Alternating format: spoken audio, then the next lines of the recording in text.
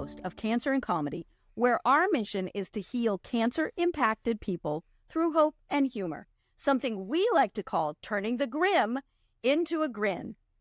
Today on Cancer and Comedy, we're going to be talking about he or she who laughs first changes everything. The strategy of laughing at yourself first as a way to cope with cancer. Well, now, here is the host of Cancer and Comedy, Dr. Brad Miller. Hey, thank you, Deb. As always, awesome and a pleasure and a privilege to be with you and our Cancer and Comedy lifter-uppers as we look to help people to cope with hope and humor. As we like to say, we turn the grim of a cancer diagnosis or being impacted by cancer into the grin, a fulfilled life. And we're talking about that here today as we talk about how we can kind of choose if we're going to laugh at ourselves first in order to kind of dissipate things to help other people to get connected to what we're about to help the healing process. And we like to do that in terms of developing a community. And we're really working on that here on the Cancer and Comedy podcast. And we would like to be a community of people that really helps people to cope with hope. And we hope people will get connected to our community by going to cancerandcomedy.com/follow. Hey, kids. Hey, you know how, Deb, how sometimes some of the friends I have seem to find themselves getting in trouble. Did you know about that? I mean, some of my friends always seem to get in trouble. Well, I have one friend. Your friends? Yeah, I do. You're a friend of mine, but you don't seem to get in trouble. You seem to be doing okay. No, I'm a good girl. Yeah, you are. But I just one friend who, well, he had an issue. He was a fisherman, and he hooked the biggest fish of his life, but the thing got away, and the poor guy, he's still reeling from the loss. Cute. Another friend of mine, she swallowed some invisible ink, and she had to go. She's in the emergency room, and she's still waiting to be seen. But a bump. Just. I had this Eskimo friend. This Eskimo friend of mine, his ice house fell apart. When that happens, he just told me, "Well, I glue it back together." Cute. Oh my gosh. That's enough. Yeah. That's enough of that. But we love your jokes, and we will have another one after our conversation. But then, of course, we get serious, and we have the Faith It or Break It segment. Well, as Dr. Brad mentioned, we would love for you to be part of our Cancer and Comedy community, where together we crush cancer with a message of how to cope with hope and humor. Please follow Cancer and Comedy at cancerandcomedy.com/follow. Well, indeed, it's good for us to have these conversations about things that matter. And one of the things that matters is how we cope with something as serious as cancer, and how those of us who are impacted by it, if we choose to, can kind of take the lead and how everyone else around us reacts to it. And one of the ways I think, Deb, we can take the lead in this is to kind of maybe poke a few holes in the bubble of things by making some fun of some things ourselves about our situation, our circumstances, and so we can kind of deflate the balloon of tension a little bit with that. And so, that's what I want to talk about here for just a few minutes here today, how if we can kind of laugh at ourselves first or kind of put things in perspective with a smile ourselves, that helps others to deal with things. I know in my particular case, one of the things I have some fun with, particularly with my granddaughters who are, my older one's going to be 7 in a couple of weeks, and 7 and 4 they'll be. So anyhow, I had some fun with them. The surgery I had for my prostate cancer and some other surgical things I had were arthroscopic, where they poke the hole in your belly, what I'm talking about. And I'm sure that you do, and many people do. And the result is I have several scars in my belly.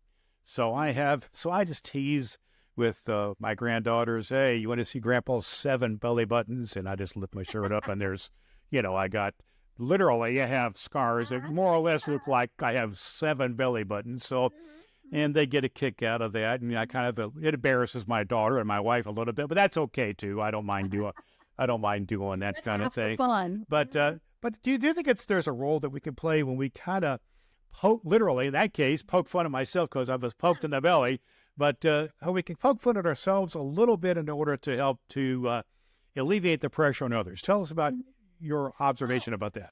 Well, it's so interesting because when you think back, or even in the moment, about some of the things that happen to us, they really are funny. But people are trying to not laugh, right? Yeah. Because they don't want to laugh at all of that. I was actually just telling somebody this earlier today. I was in the hospital when I ended up losing all of my hair because of chemo. Yeah. And it was one of those things where it's coming out in clumps, and I just didn't want to deal with it. So a friend of mine who is a dog groomer said she would take care of my balding. She would just make it all nice and pretty. And so the doctors made the rounds in the morning, and I looked pretty much like I look now. My friend Sandy came, she right, and so then when they came back in the afternoon, I was bald as could be. They didn't know what to do. I mean, and so we had you could tell that they were stunned. They didn't know what to say, and so I really did joke. And most of them I did say, yeah, the dog groomer was here today. And then they weren't quite sure what to say, but it lessened that tension. And I think that's, it's exactly what you're saying. It's so serious, but sometimes you just got to laugh at what's going on. Yeah, well, in that case, also you kind of took control of the situation. Yep. If I understand what you said, you were losing your hair, starting, but you still had some hair. You had hair in your head, and your friend, you came in and took it off, shaved it or trimmed it down for you, right? And so you were. It was not like a gradual process. All of a sudden, it was there and it was gone. Yeah. And so that threw people off a little bit. But also, you were taking control of the situation, weren't you? You were saying, "I'm not going to let this define me." That's often the case. And I think a lot of what we're sharing here is in a chapter in the book of Alan Klein's book about the healing power of humor. And he talks about how, if you kind of do this, if you kind of laugh at yourself first, it will diffuse the situation. It will help to take some control of yourself, and it helps you cope with things. And he copes with things, and he uses some examples of comedians who have used this, way back in the day. Jimmy Durante made fun of his nose. Phyllis Diller made fun of her looks and that kind of thing. And more our current days, there's a couple of comedians. One guy calls himself Fluffy, who's a big guy, and he makes fun of his weight and things of that nature. But if you do it first before someone else has a chance to, it'd make a big difference. For instance, when you had your head shaved, if someone came and said, "Oh, well, it's somebody points and laughs at you for being bald," that's a whole different story than if you make fun of yourself. And it'd be in very poor taste. That's right. That's right. Fluffy, great example. He can say that about himself, that he is overweight. Somebody else says it, and it's cruel and it's mean, and things like that. But when he laughs at it, and jokes about that, then it does make us kind of go, okay, and then we can go on. I think it's also important that we have this conversation here today, Deb. We talk about how when we kind of make some fun of ourselves and our circumstances, this is not about putting ourselves down. It's not about degrading or demeaning ourselves. It's just kind of taking things with a perspective of that, this is something that I'm dealing with here. And if I can laugh about it, you can laugh about it too. It's a kind of a permission giving thing. Do you think? Oh, yeah. And it's, I think, it's as you said, though, is anytime we can lessen the tension in an appropriate way. I mean, because there are things where even if we say them about ourselves, it's not right. But and I tell you, there are some times where I just, and I think we all do this, we say it to see how somebody's going to react. And sometimes I've had people who haven't realized I would, and are you still there? That happens. We need to always remember, well, we don't know what's going on with them. Mhm. So, maybe they have something very serious going on, and by us joking and laughing, they're not happy about that. But I remember one time I told somebody, they said, they were kind of bemoaning about things that were going on, and I said, yeah, but it's better than looking up at 6 feet of dirt. Yeah. And she kind of paused, and then she laughed, and she realized, yep, because I think it actually took her a second to realize what that meant. But yeah, and I think, as you said, sometimes we can carry it too far, and then it just becomes uncomfortable for everybody. Yeah. Well, it's kind of that's an area about being sensitive. And as you said a moment ago about being aware of what is good taste and what's bad taste. And, there are some lines that can be crossed here. And, and I think it kind of depends a little bit on who your audience is. I know we've had a few guests here on our podcast who've had shared stories where they were, some kind of humorous things that happened to them that may not have been funny in the moment. We had, remember, we had our friend who was Never Dead Fred, who would fall over and collapse, and because his heart would give out or whatever, and sometimes they were basically fainting and curious, and situations that he made fun of, but at the time people were kind of panicking, and would be very curious. Yeah. And we had another fellow on who was with us who was talking about getting, after chemo treatments, getting violently, with nausea and vomiting, and basically making a huge mess. And he and his mother would laugh about it, but at the time, accompanied with projectile vomiting and things was not that much funny. But he had to laugh about it a little bit later, get perspective on things, so like I said, sometimes what we've gone through, really, when you reflect on it, it really is funny. Yeah. When you're like, I can't believe that happened. And sometimes it's, I can't believe I survived that, right?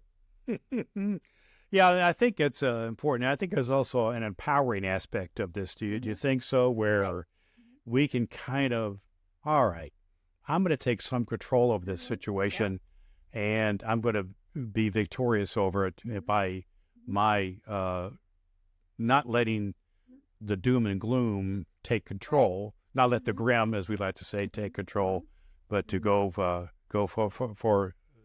the grand. So let's talk for a second about how we can to choose the perspectives to kind of use what Klein talks about, learn to laugh exercises. And what I mean by that is he talks about how we try to find the humor in the daily mistakes or mishaps that happen, and to make fun of them or ourselves, that he talks about, if he uses the funny, if somebody drops a cake, we'll say, hey, I'm just going to have upside down cake. But do you think that basically we're talking about taking something, something bad and making something good out of it?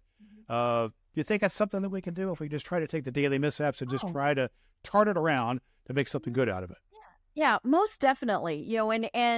But I think it's exactly what you said. We're taking control. Okay, we dropped the cake. That could be catastrophic. But I'm going to see it as a way to turn it into something good by calling it upside down cake. Or he had one where, you was talking about the cake cracked. And so he put a little critter in there, a little toy figure, and it was an earthquake cake. Yeah. And that's hard to say.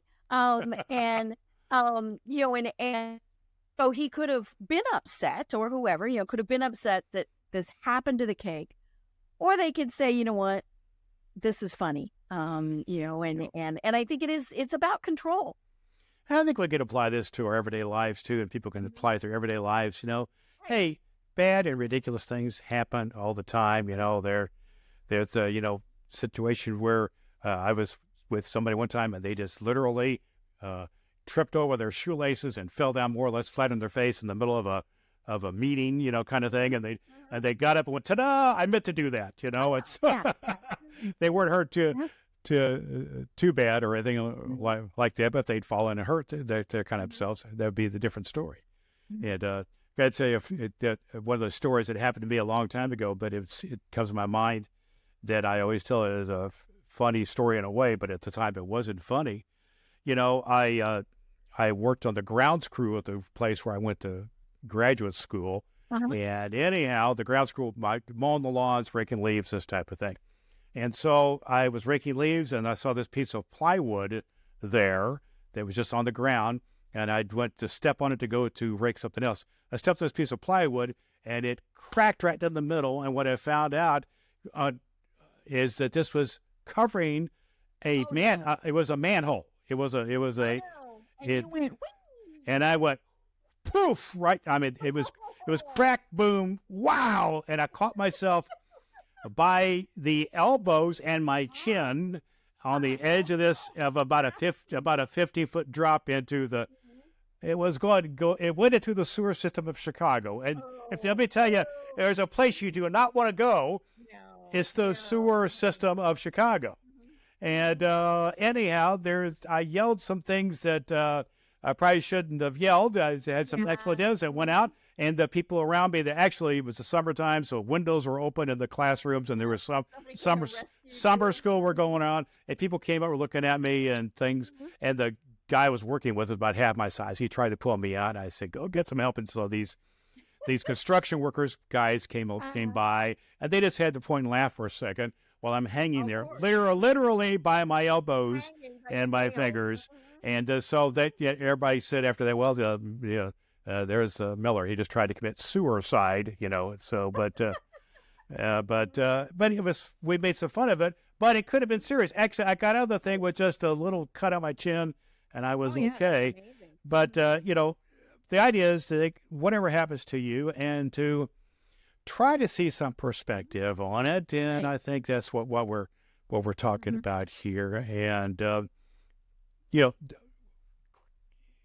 cancer is a drama, right? It's a dramatic thing that happens. And one of the metaphors we kind of use here at Cancer and Comedy is the two masks, you know, the two theatrical masks, one that has a frown for kind of tragedy and one that has the smile for comedy. And so that is kind of the point we want to make here, is that there is two sides of everything, and you choose which side to go, and therefore you're taking the lead on this. So anything else you want to share about this? I think we've done a pretty good job of touching this. I think it's one of those, there are times where we do need to be sad, and that's okay. You know, and in fact, it's very normal for us to be on and anxious and angry and all of those things. But when we then are able to laugh at it and kind of turn that around, I think that makes a huge difference. You know, and sometimes you can't. Sometimes we just stay a little sad and a little gloomy. But then something else happens, or, you know, whatever. And sometimes you have to do things like watch I Love Lucy, or, you know, things like that, bring your mood back up. But as you always say, you know, it's all about how can we use humor to heal us. Humor to heal. That's what it's all about. That's what we love, what we do here at Cancer and Comedy. We're all about helping people to heal with hope and humor, turn the grim into a grin, and to turn things around. And hopefully people will get connected with our community, and we can be all part of a process to help one another to heal with hope and humor.